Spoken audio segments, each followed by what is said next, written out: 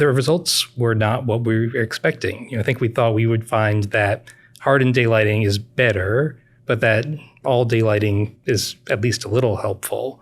And that's really not what we got at all. And first, we looked at daylighting that we've installed around the city in recent years, and we did a before and after look. And that's where we found that hardened daylighting was really helping.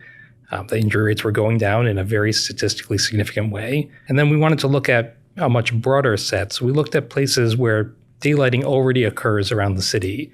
And these can be things like a fire hydrant that happens to be placed at the right location.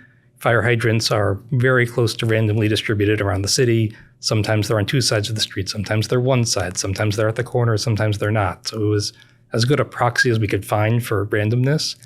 And we looked at what happens at intersections where fire hydrants are providing daylighting versus intersections where they aren't.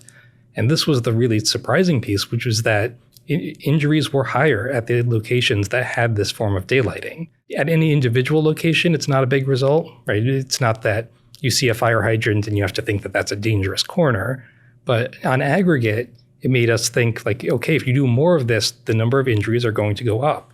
And if you do it at 40,000 intersections around the city, each risk can be individually small, but they can really add up to a lot. It could be as many as 15,000 more injuries in a year. Right.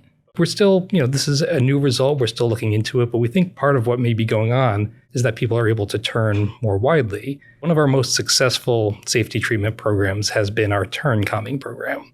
And part of the point of turn calming is that we really tighten up the radius where people turn. So instead of being able to take a big wide sweep like you're getting on a highway ramp, you have to go to the corner and turn very slowly.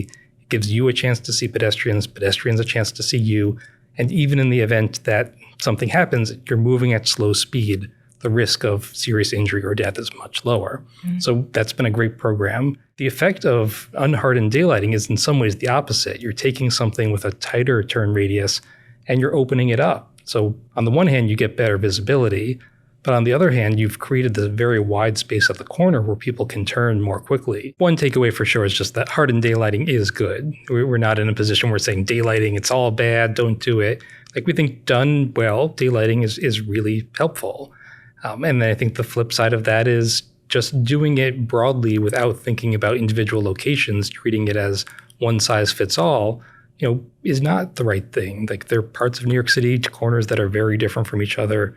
They have different needs. And when we do safety treatments, we should really think about what's right for that corner.